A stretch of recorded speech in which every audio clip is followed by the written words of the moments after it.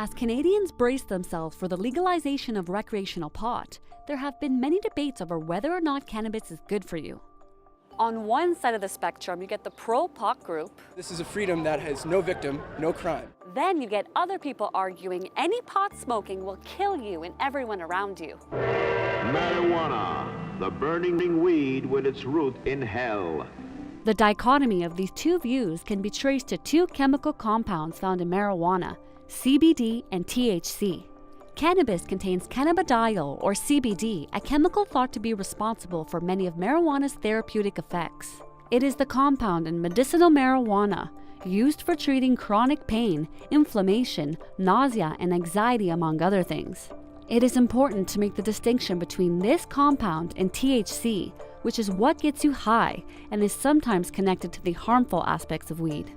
So CBD is cannabidiol. It's like the yin to the yang of THC. It's quite a promising medicinal ingredient, but it does not have any recreational value. The thing is, since the substance has been illegal for so long, the health industry hasn't really invested in long-term health studies. So we truly don't understand its long-term impact. But a massive report by the National Academies of Sciences, Engineering, and Medicine gives one of the most comprehensive looks at exactly what we know about the science of cannabis as a whole. Marijuana use affects the lungs, but doesn't seem to increase the risk of lung cancer.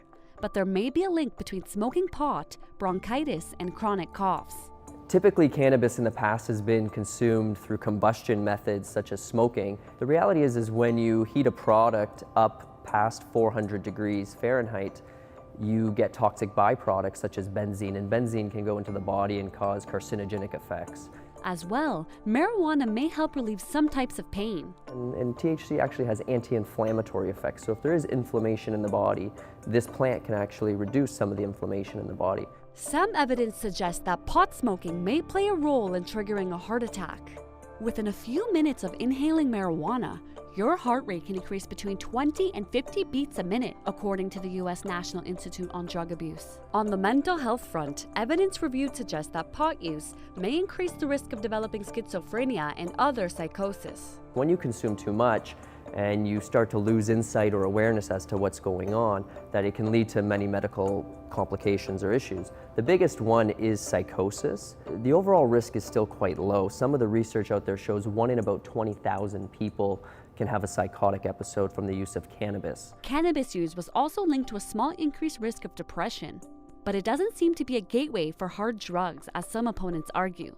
To no surprise, the report also found that learning, memory, and attention are impaired immediately after getting high. But there was limited evidence showing a connection between cannabis use and lower academic achievement. The committee behind the report that looked at the health effects of weed considered more than 10,000 studies published since 1999 for its analysis and reached nearly 100 conclusions. Of course, we can't go through them all, but we asked our expert, if you're going to use pot, what is the safest way of doing it? One could recommend vaporizing or ingestion, and those two methods will produce the least amount of harm because smoking is the toxic method of consumption.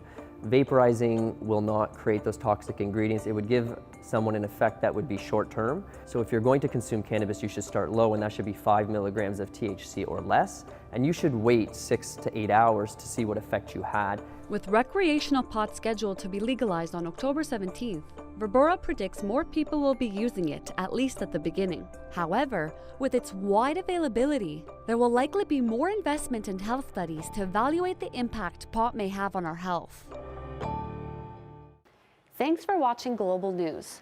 For more videos from our marijuana legalization series, click on the videos here.